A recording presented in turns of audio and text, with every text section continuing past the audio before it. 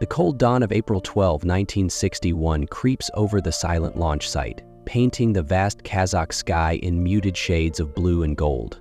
The wind whips across the barren steppe, carrying with it the faint scent of fuel and metal. Towering above the ground is the Vostok rocket, a slender sentinel against the early morning light. It stands ready, poised for the historic mission that has brought so many of us together. I sit strapped tightly into the cramped spherical cabin of the Vostok 1 spacecraft, the metal walls cool against my back, the harness digging into my shoulders. My breath comes steady, but my heart beats a little faster with each passing minute. I am Yuri Gagarin, and today I will step into the unknown, the first human ever to pierce the veil of Earth's atmosphere and orbit our planet.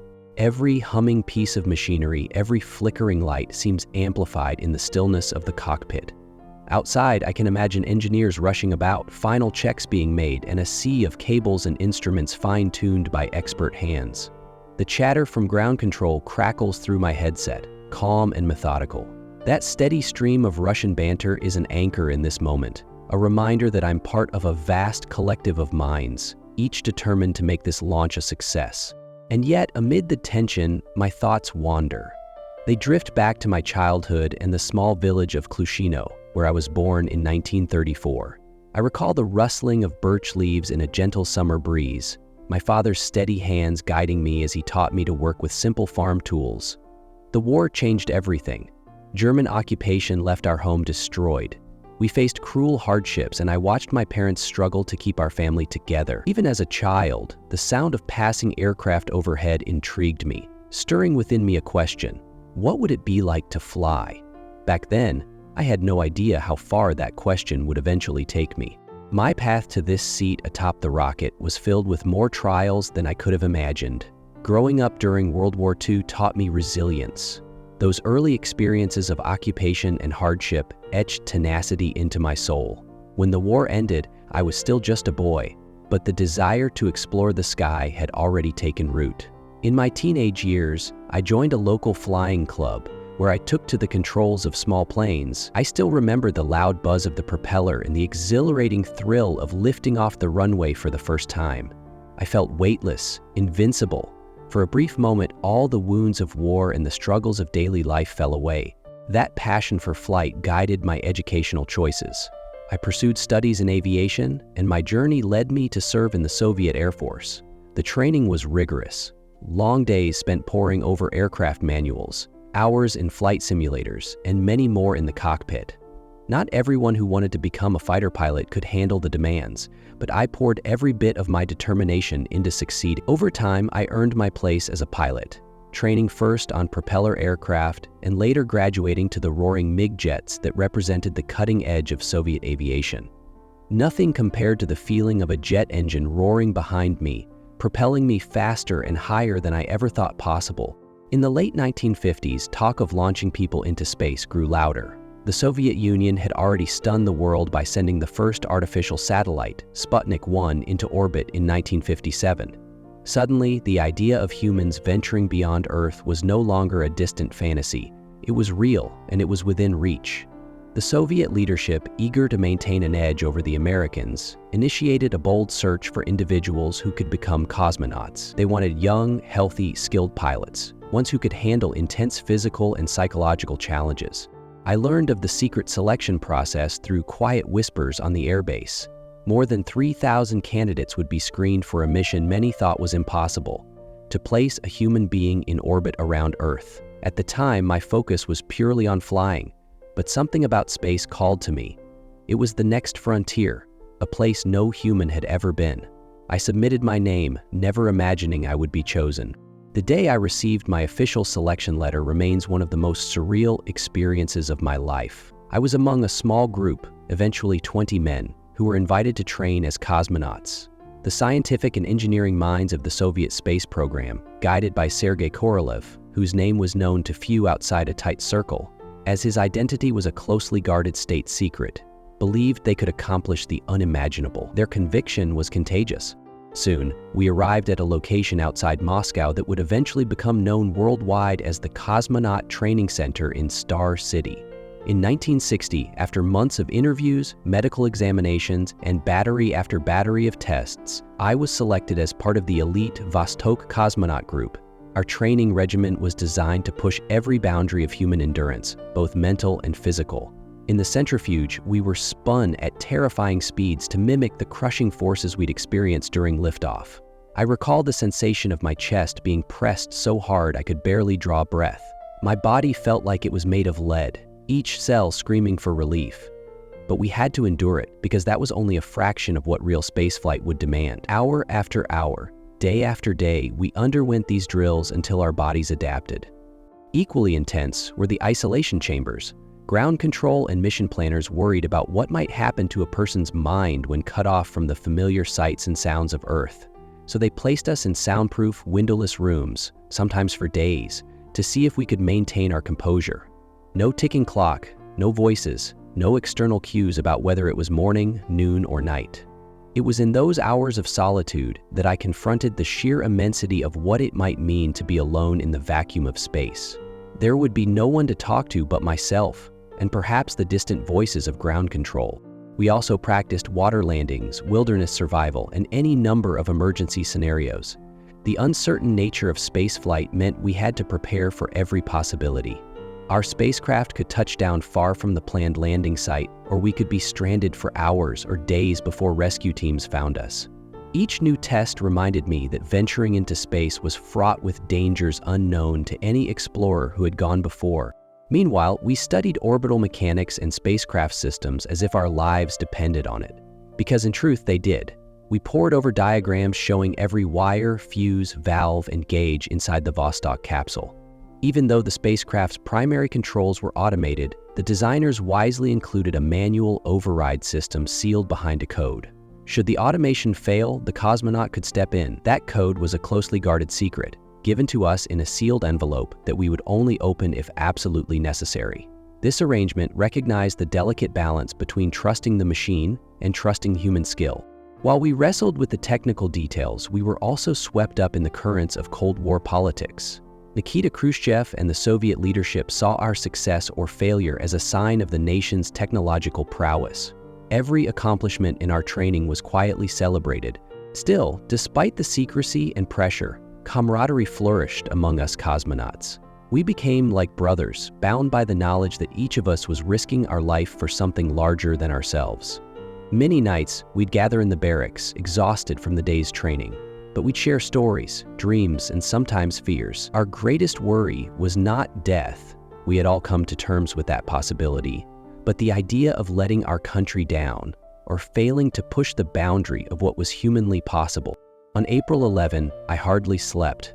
My mind was a whirlwind of thoughts. I knew I would be the primary pilot for the next day's launch. The responsibilities weighed heavily.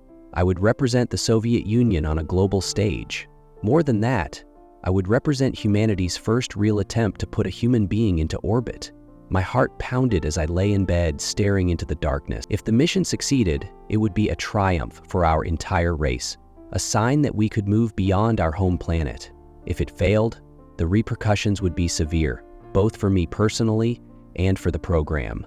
The tradition that had already taken shape in our still young space program was that the cosmonaut and crew would watch certain films, share a final supper, and then rest as best they could. The engineers and scientists worked through the night, double-checking every calculation, every bolt, every wire.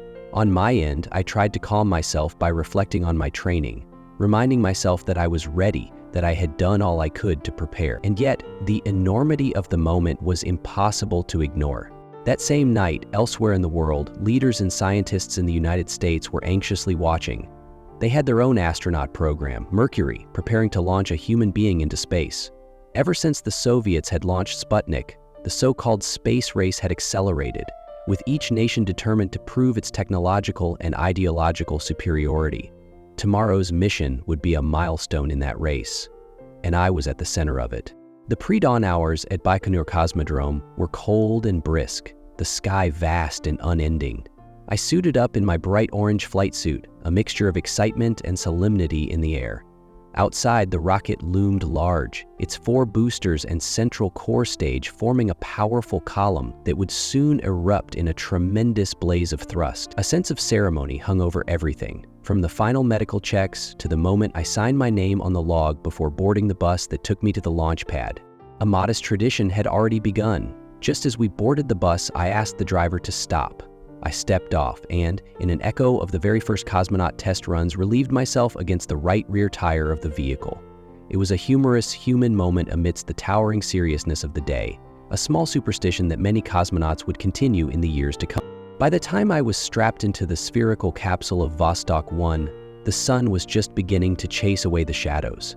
The interior of the craft was cramped. There was barely room to move my arms. The control panel blinked before me, each switch and gauge meticulously checked. The harness pressed against my chest and legs. I exhaled a long breath, letting the tension flow out. Ground control's voices crackled in my headset, counting down to the moment of ignition. My thoughts strayed one last time to my family. My wife, Valentina, my children, my parents and siblings. I imagined them gathered around a radio somewhere, hearts pounding in unison with mine. For a moment, I was simply Yuri, a young father and husband. Then, the countdown began. The rocket engines roared to life with a force I can only describe as primal. The entire spacecraft vibrated, and the thrust pressed me back into my seat. Through the small window, I could see the ground dropping away, slowly at first, then faster and faster. The sense of acceleration was nearly overwhelming, like an invisible giant pushing down on my chest.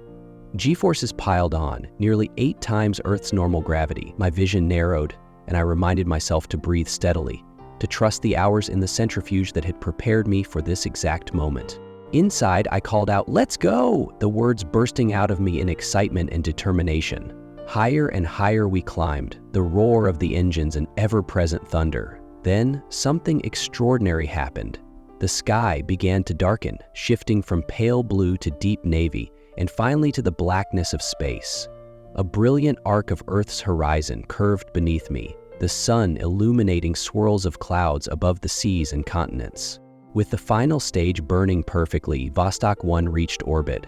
My body experienced an almost indescribable sensation: weightlessness. Suddenly, the crushing force was gone, replaced by the feeling that I was floating, suspended in midair. I lifted my arms, and they drifted upward. Small items around me seemed to dance, obeying a new set of rules. Here I was, beyond the world of my birth, a visitor to the cosmos. Peering through the window, I saw Earth as a majestic sphere. Blue oceans and white clouds blended at the edges, while land masses revealed patterns I had never seen on a map. The planet was breathtakingly beautiful, and a wave of emotion rushed through me, an awe for the fragility and unity of our world.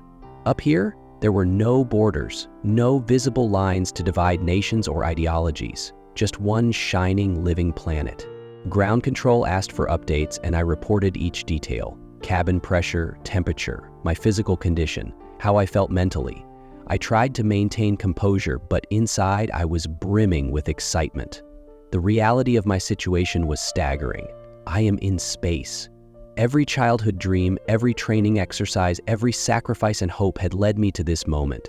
I spent the next minutes, precious, fleeting minutes, soaking in the silent beauty outside my window. When I looked back at the instruments, everything was functioning normally. The automated systems guided the spacecraft, keeping me in a stable orbit at around 17500 miles per hour. One complete loop around Earth would take about 108 minutes. It felt both an eternity and an instant. Yet, in the quiet solitude of space, I thought about the political significance of what was happening. The Soviet Union and the United States were locked in a fierce Cold War rivalry. Every technological leap was a statement of power, capability, and ideology. The Soviets had already launched satellites, including the beloved Laika, the first dog to orbit the Earth, though she never returned. Now, with me in orbit, the USSR would announce its leadership in this cosmic competition. But I also knew this mission transcended politics. It was a first for all humankind. No one had done this before. If the mission succeeded, it proved that we, as a species, could leave our home planet and return safely. It was a testament to the power of science, collaboration, and human curiosity. I wondered if, one day, people from all nations might work together to explore space, leaving behind earthly squabbles. I thought too of the future. Could we go to the moon one day? Mars, even? If one human being could leave Earth's atmosphere now, perhaps entire crews could follow, establishing a permanent presence beyond our cradle. The cosmos suddenly felt a little less distant. All too soon, it was time to begin the re-entry procedures. This was the most perilous part of the mission. As we approached the point where the spacecraft would drop back into the denser layers of Earth's atmosphere, the equipment module attached to the descent module was supposed to jettison cleanly. However, a malfunction occurred. The module refused to separate.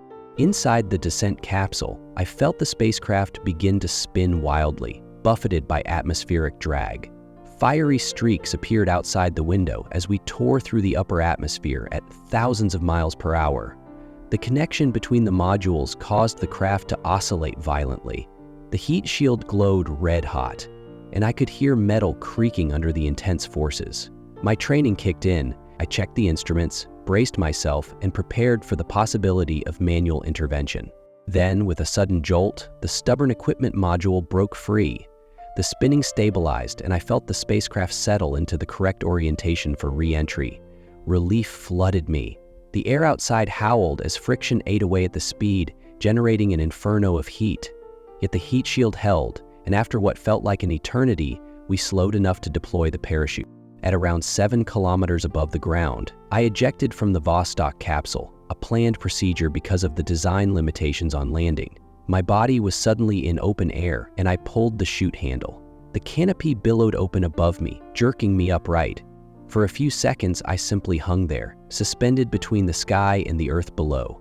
The wind rushed past, cold and biting against my cheeks, but in that moment, I had never felt more alive. I touched down on the fertile plains near the Volga River, a place not far from the city of Engels. The capsule landed nearby, and I could see it smoldering softly, a metallic orb that had just traveled around Earth. 2 local villagers, a woman and her young daughter, were the first to spot me. They approached hesitantly, unsure what to make of the figure in the bright orange suit and oversized helmet. They had never seen anything like it.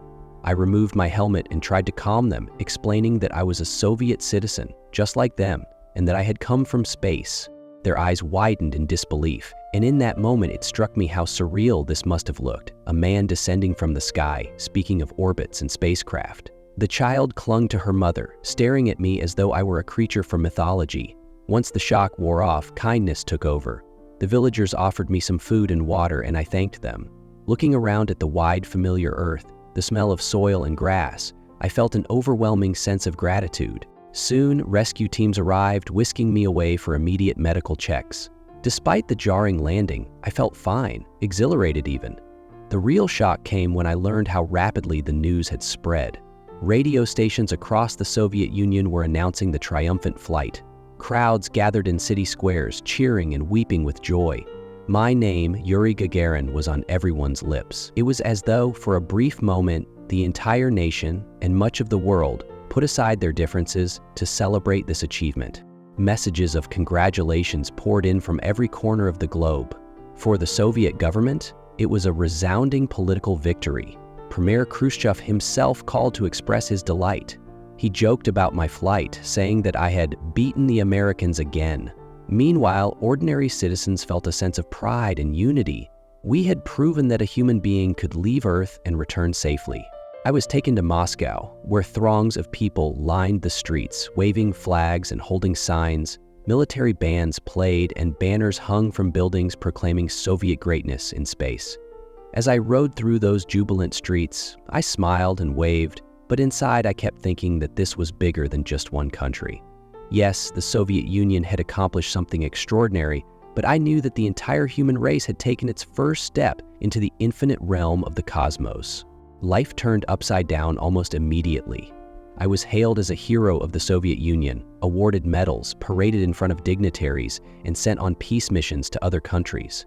Everywhere I went, Europe, Africa, South America, people came to see the first man in space. Their curiosity transcended borders and politics.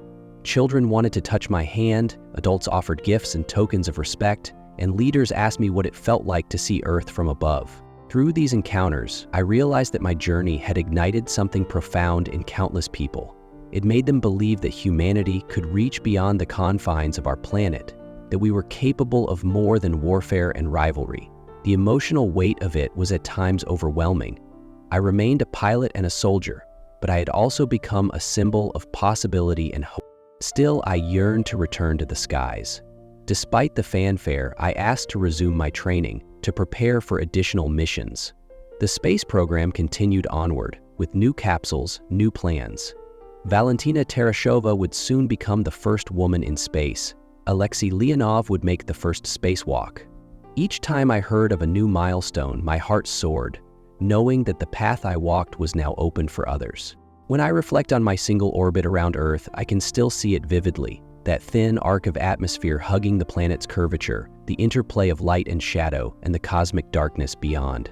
I recall being struck by Earth's vulnerability, how it seemed suspended like a jewel in the vast emptiness of space. It made the conflicts on the ground seem petty, even absurd. We are all passengers on the same beautiful planet, reliant on one another for survival. In the aftermath of the flight, the space race continued to escalate. The Americans would soon send Alan Shepard and then John Glenn into space, matching our achievements. Then came the bold dream of reaching the moon, an audacious goal that would be realized by NASA's Apollo program in 1969. Some in the Soviet space community mourned that they did not reach the moon first. But I never saw it as a loss. Each new milestone, whoever achieved it, was a victory for humanity. We were no longer bound solely to Earth. We had begun our grand adventure into the cosmos. My flight on April 12, 1961, was not an endpoint. It was a commencement. The road to space exploration would continue through triumphs and tragedies, but the door was irreversibly opened. We had left the safety of our home planet and glimpsed the grandeur beyond. And this, I believe with all my heart, is only the beginning.